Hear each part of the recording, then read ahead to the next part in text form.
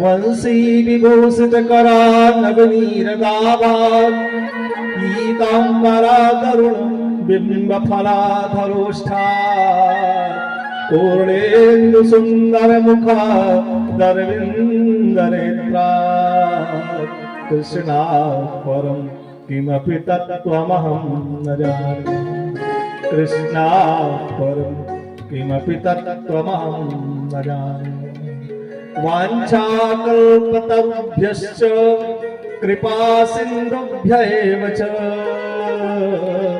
पतितानां पावनेभ्यो वैष्णवेभ्यो नमो नमः श्री वैष्णवेभ्यो नमो नमः भक्ति भक्त भगवंत गुरु चतुर नाम वपुये तिनके पद वंदन करतो नासत विघ्न राधा मेरी स्वामिनी मैं राधे को दास जन्म जन्म मोहि दीजो श्री वृंदावन वृंदावन के वृक्ष को मर्म न जाने कोई डार डार पात पात में श्री राधे राधे हो श्री राधे राधे हो राधा राधा रटते भव बाधा मिट जाए कोटि जन्म की आपदा श्री राधा नाम मिट जाए राधे तू बड़े भागिनी कौन तपस्या की तीन लोक तारन तरन सो तेरो आधी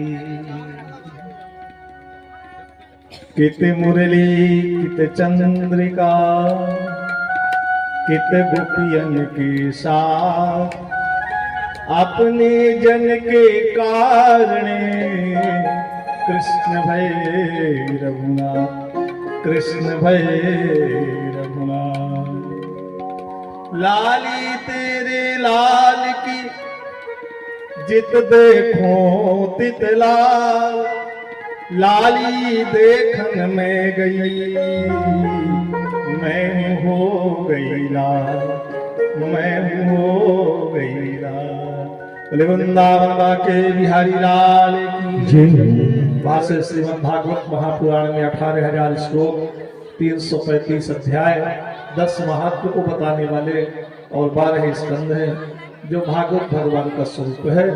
पहले अध्याय में भक्त नारद का समागम, गोकर्ण का उपाख्यान, भगवान की कथा की महिमा का वर्णन।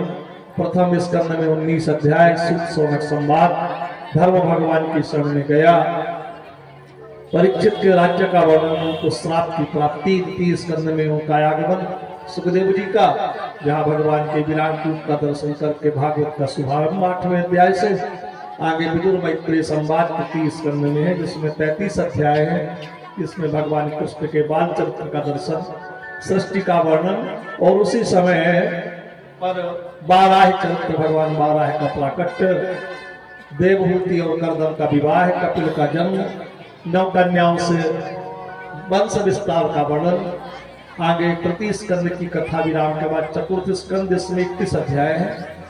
अभी विदुर मैत्री संवाद चल रहा है, जिसमें पावन सती जी का प्रसंग है और सृष्टि का क्रम बताने के बाद मनुष्य रूपा से उत्तानपाद और प्रियव्रत आकृति देवहूति प्रसूति के वंश में पुत्रों का वर्णन, पावन ध्रुव चरित्र, अंग बेन प्राचीन वरही और प्रचेताओं की तपस्या के साथ वार्षिक कन्या से विवाह, रुद्र गीत के साथ भगवान नारद का उन्हें श्राप, ऐसा चतुर्थ स्कंद की 31 अध्यायों की कथा विराम। पंचम स्कंद में 26 अध्याय द्वितीय मनपुत्र प्रियव्रत के वंश के वर्णन में प्रियव्रत का सुंदर राज्य संचालन की व्यवस्था के साथ ऋषभ देव जी के 100 पुत्रों में भरत का चरित्र, भरत का जन्म, मृग से आसक्ति, जड़ भरत की कथा, राजा रघुगण संवाद, खगोल भूगोल वर्णन के साथ नरकों का वर्णन।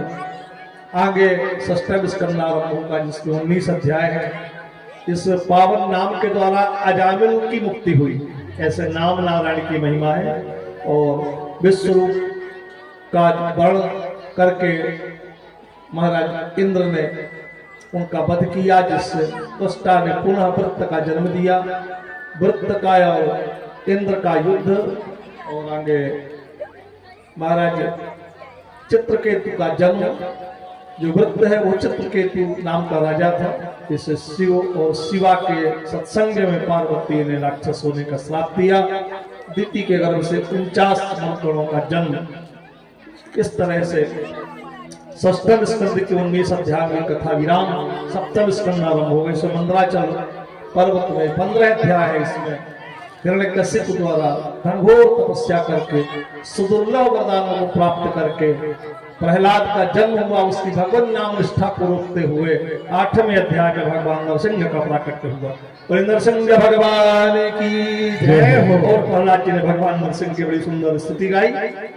आगे गृहस्थ वानप्रस्थ संन्यास्त के बाद सन्यासी का अंतिम 15वें अध्याय में विस्तार पूर्वक वंश वर्णन है। अष्टम स्कंद आरंभ होगा जिसमें 24 अध्याय है। और उसमें सबसे पहले नारायण सरोवर में गजग्राह की कथा है, समुद्र मंथन की कथा है। 8 अध्यायों में भगवान कहे समुद्र मंथन किए 14 रत्न निकले। 14वें अध्याय में मोहिनी रूप का अवतार है। आगे पयोव्रत के द्वारा भगवान का 18वें अध्याय में बलि के सुंदर यज्ञ का दर्शन निमित्त वामन भगवान का प्राकट्य है। और वामन के द्वारा बलि को 3 पग पृथ्वी की याचना।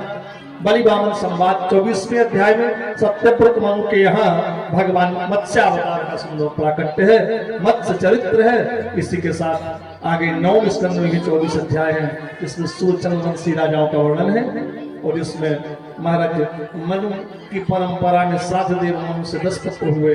इसमें सुद्युम्न चरित्र, प्रखर चरित्र, और आपके मानधाता का चरित्र, सोबरी का चरित्र, खट्टांग का चरित्र, सागर का चरित्र, आज का चरित्र, दिलीप का चरित्र, भगवान राम जी के प्राकट्य हेतु दशरथ जी के कौशल्या के सुमित्रा से राम जी का प्राकट्य, बाल लीला, विवाह लीला और युद्ध लीला और राज्याभिषेक तक का वर्णन 10वें अध्याय में है। आगे चंद्रवंशी राजाओं का वर्णन है, भोजवंशी राजाओं का वर्णन है, परशुराम जमदग्नि का चरित्र है, अनंतदेव का चरित्र है। और इसके बाद संक्षिप्त में कृष्ण चरित्र है। 9वें स्कंद की कथाओं के विराम के बाद 10वां स्कंद आरंभ होगा, जिसमें 90 अध्याय है। पूर्वार्ध में 49, उत्तरार्ध में 41।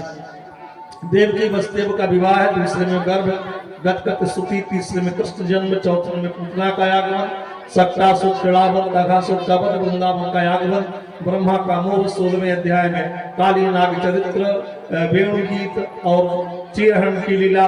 महाराज मथुरा में यज्ञ, पत्नियों द्वारा भगवान को नैवेद्य अर्पण करना। आगे वरुण के लोक में नंद जी का आगमन। और 28वें अध्याय में ठाकुर जी ने वंशी भट्ट में बांसुरी बजाई, जहाँ महाराज आरंभ हुआ। 5 अध्याय में ठाकुर जी का महाराज की कथा, अक्रूर का आगमन, भगवान कृष्ण का मथुरा में मामा कंस का वध, मथुरा का संचालन, नाना को राज्याभिषेक में बिठाना, भगवान का अवंतिकापुरी में शिक्षा ग्रहण करना, उद्धव गोपी संवाद, जरा संध से युद्ध में रण छोड़ करके ठाकुर जी ने मुचकुंद के द्वारा काल यवन को भस्म करा के बड़ी सुंदर द्वारिका बसाई, जहां ठीक 56वें अध्याय में कुंडिनपुर से रुक्मणी जी का पत्र आया, जिससे रुक्मणी कृष्ण का परम पावन मंगल विवाह संपन्न हुआ। 56 अध्याय में आगे भगवान का ऐश्वर्य में चरित्र, 8 विवाह है, 16,000 विवाह है, प्रद्युम्न का चरित्र, रुद्र का चरित्र, महाराज अनंत नृग का चरित्र, नारद के द्वारा गार्हस्थ लीला का दर्शन, और राजसूय यज्ञ में जरासंध आदि का, सुष्पाल आदि का वध। और इसके बाद पुनः भगवान का कुरुक्षेत्र में मिलन। 81 अध्याय में परम भक्त सुदामा का 81-82 में पावन चरित्र, सुतियों की स्तुति। और महाराज ब्राह्मण अर्जुन के माध्यम से ब्राह्मण के मृत पुत्रों को लेने के लिए भगवान वैकुंठ गए, सुभद्रा की लीला। तीनों देवों में भगवान नारायण श्रेष्ठ है। इसी के साथ वृकासुर सतमी के पुत्र भस्मासुर की कथा, अपराकृत द्वारिका में विहार, होली लीला का वर्णन, 90 अध्याय की कथा का विराम।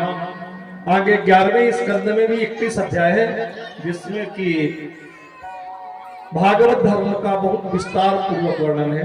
सिंहावलोकन के लिए भक्ति का वर्णन है। भगवान कृष्ण और उद्धव का पावन संवाद है। वहां यदु जी का और ज्ञान निमित्त नारद जी का आगमन और वसुदेव जी के तमाम विविध प्रश्न हैं, जहां ज्ञान वैराग्य भक्ति के साथ भगवान की भगवत्ता का निरूपण किया गया है और भगवान का फिर सुंदर श्राप के माध्यम से इस धराधाम को छोड़कर वैकुंठ के लिए गमन। 12 स्कंद में कलयुगी राजाओं के वर्णन के साथ 6वें अध्याय में सुखदेव जी का जंगलों में जाना, परीक्षित का मोक्ष, मार्कंडेय की तपस्या। 12वें अध्याय में जो हमने आपको हिंदी में बताया वो लगभग 49 श्लोकों में इसका उत्क्रमणिका है। आगे 13वें अध्याय में 23 श्लोक है, जिसमें एक श्लोक का श्रवण कराते हैं। जैसे पुराणों में भागवत श्रेष्ठ है, क्षेत्रों में काशी श्रेष्ठ है, नदियों में गंगा श्रेष्ठ है, भागवतों में श्रीमद् भागवत श्रेष्ठ है, वर्णों में ब्राह्मण श्रेष्ठ है, ऐसे ही श्रीमद् भागवती श्रेष्ठ है। श्रीमद् भागवतम पुराणममलम यद वैष्णवानां धनम यस्मिन् पारमहंसमेकमेव ममलम ज्ञानं परं तत्र ज्ञान विराग भक्ति सहितं नैष्कर्ममाविष्कृतो तत्क्षणमपि पठन विचारण परो भक्त्या विमुच्येन्न। जिस भागवत जी के श्रवण करने की इच्छा मात्र से मुक्ति हो जाती है, ऐसा भागवत महात्म्य है। जैसे शरीर में मस्तक और मस्तक में तिलक श्रेष्ठ है, ऐसे ही पुराण में भागवत श्रेष्ठ है। भगवान से प्रार्थना करते हैं, भवे भवे यथा भक्ति पादयोस्तव जायते तथा कुरुष्व देवेश नाथस्त्वं नो यतः प्रभु। नाम संकीर्तनम यस्य सर्वपाप प्रणाशन प्रणामो दुःख शमनः तं नमामि हरिं परं तं नमामि हरिं परं। इस कलयुग में भगवान नामी रूप, भगवान नाम श्रेष्ठ है, जिन नाम के द्वारा लोग भव से पार हो जाते हैं। ऐसे नामी भगवान कृष्ण के चरणारविंदों में प्रणाम करते हैं।